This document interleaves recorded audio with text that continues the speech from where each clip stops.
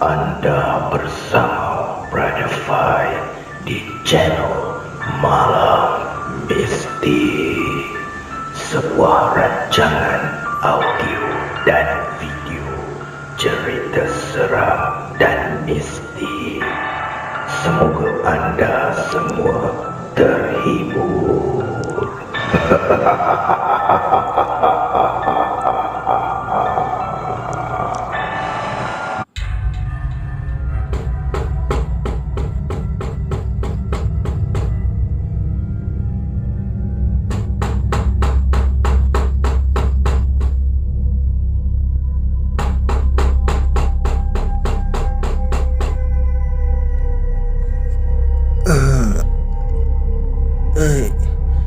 Siapa tu? Siapa yang ketuk-ketuk pintu tu?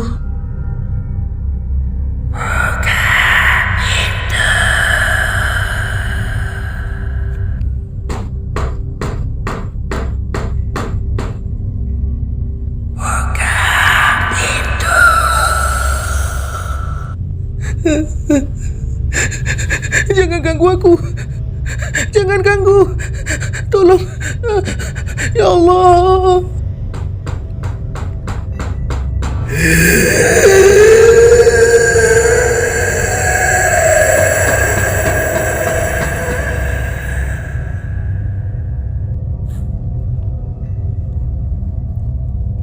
Para pendengar Malam Mistik, kisah pada malam ini datangnya daripada Mimin Alibaba. Kisah yang bertajuk Bilik Kuarantin.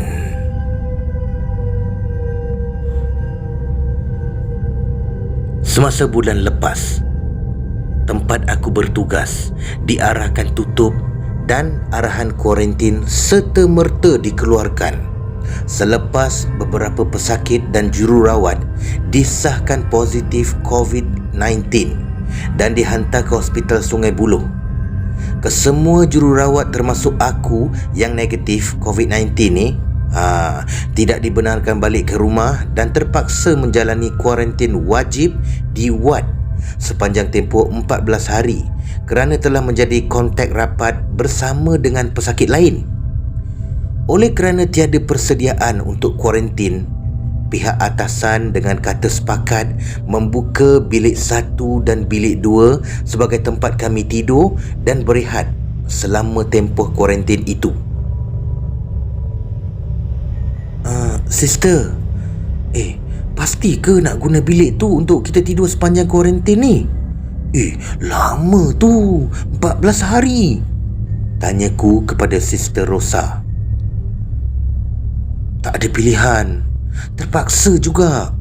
Kita cakap pun manalah Irene nak percaya. Sister Rosa mengangguk lemah. Lama kami terdiam sebelum bergerak menghala ke bilik 1 untuk meninjau keadaan bilik tersebut. Pada malam pertama di kuarantin, ada 8 orang staf kesemuanya. Masing-masing tidak senang duduk kerana tahu sedikit sejarah bilik tersebut. Ada yang dengan sengaja mengambil ubat selsema yang mengantuk supaya boleh tidur dengan tenang, dan ada yang mengambil keputusan duduk bersembang sehingga pagi. Syukurlah sehingga malam keempat tiada apa-apa gangguan yang memudaratkan. Sehinggalah pada malam yang kelima dan seterusnya, gangguan bermula sedikit demi sedikit. Kita bermula daripada bilik yang kedua, ya. Rosa terjaga sekitar jam 1 pagi. Dalam keadaan samar-samar, dia melihat kelibat Anita berdiri di sinki sambil menggosok gigi.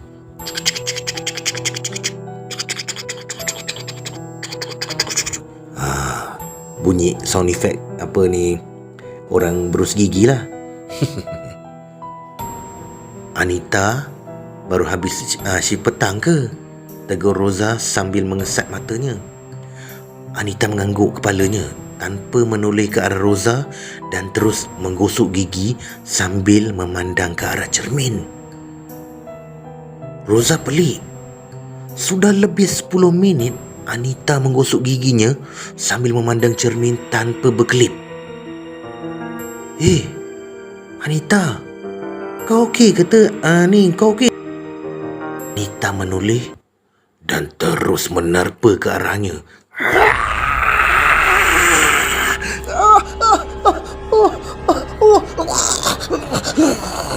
Rosa terkejut dan menjerit kerana Anita mencengkam lehernya. Rosa, bangun Rosa. Fatin menepuk pipi Rosa. Rosa, bangun.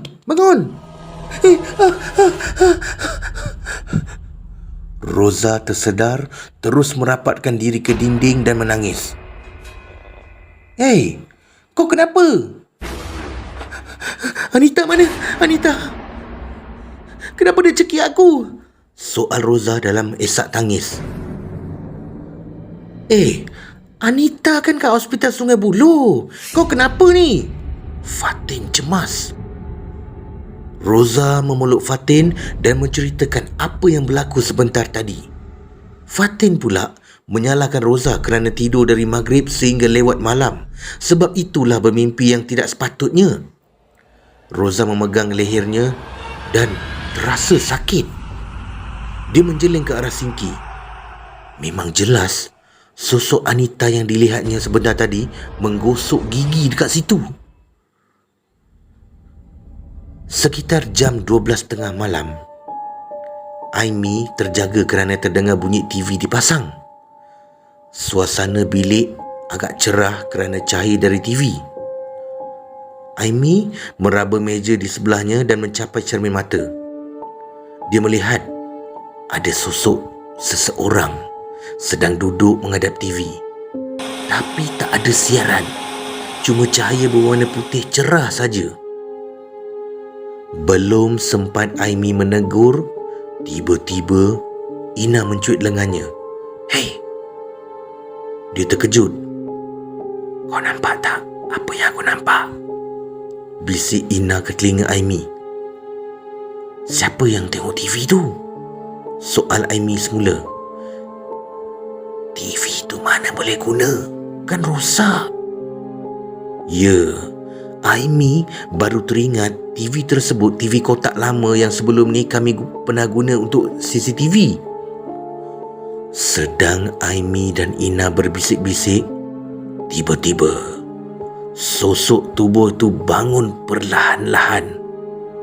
Kepalanya tunduk dengan rambut panjang mengurai paras pinggang. Aimi dan Ina terdiam dan masih memandang ke arah sosok itu. Tidak semena-mena, sepantas kilat, sosok tubuh itu berpaling ke arah kami dan Hoi, kurang ajar kau. Janganlah macam ni. Kau buat orang terkejut tau. Ina melemparkan bantal ke arah Tantiana.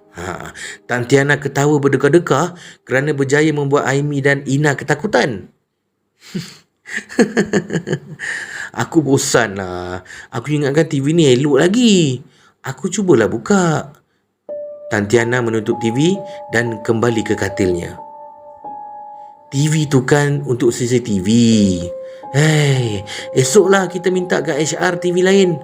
Dan lagi satu, kau ni pun ikat dah rambut tu, ujar Aimi lalu berpaling dan kembali menutup mata.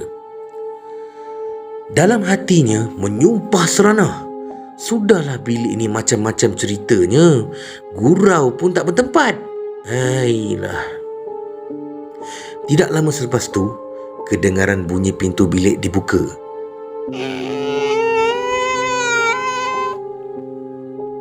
Aimi memusingkan badan. Tak tidur lagi ke? Aimi terkedu. Lidahnya keras. Dia melihat Tantiana masuk bilik.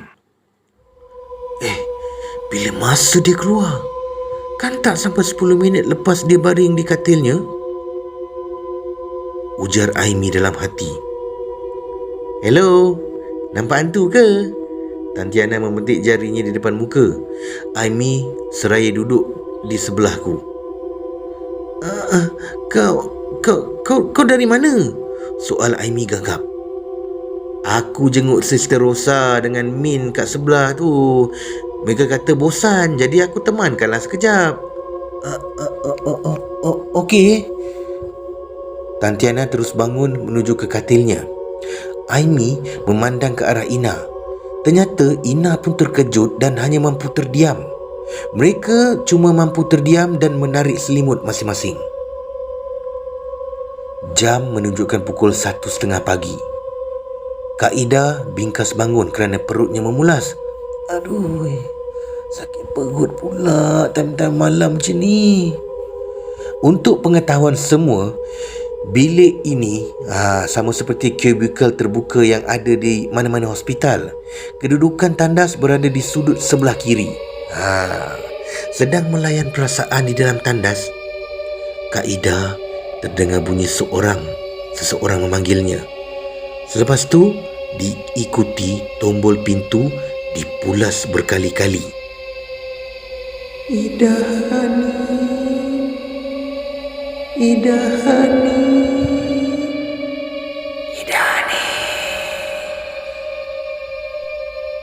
Siapa tu?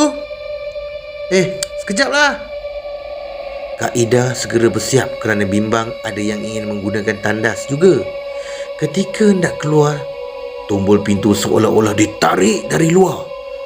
Puas dia memulas dan cuba menarik pintu tandas tersebut, namun tetap ditarik kuat dari luar, seolah-olah menghalang Kak Ida keluar dari tandas.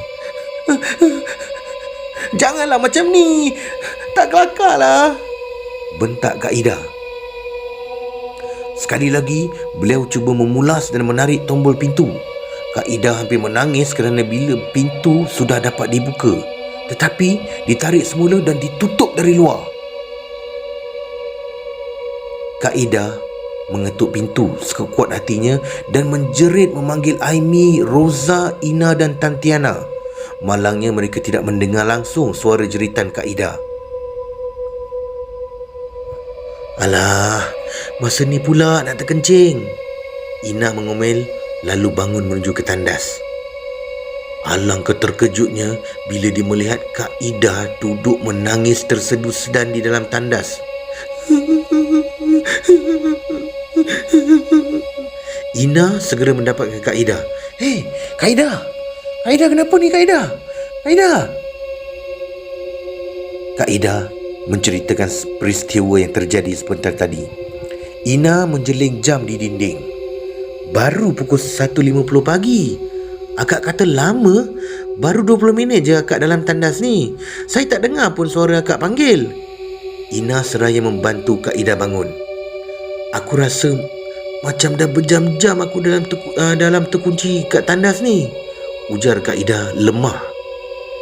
Ina mengejutkan Aimi, Rosa dan Tantiana. Setelah menceritakan apa yang terjadi kepada Kak Ida, kami memutuskan untuk tidak menyambung tidur lagi. Lalu mereka sepakat mengaji Al-Quran bersama-sama sehinggalah azan subuh berkumandang. Manakala di bilik 1,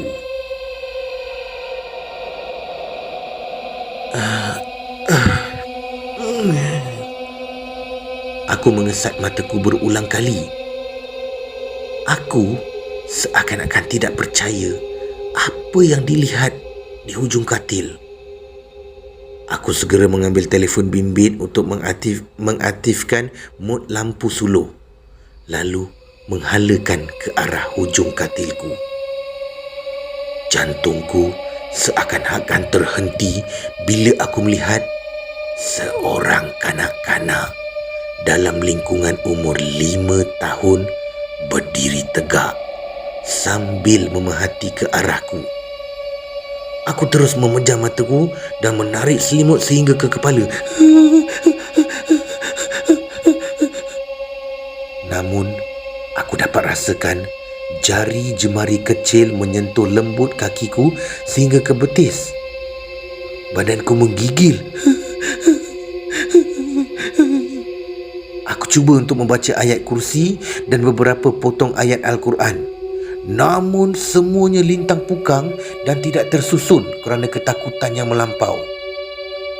Tiba-tiba, aku mendengar bunyi kanak-kanak itu bersenandung semakin dekat ke telingaku.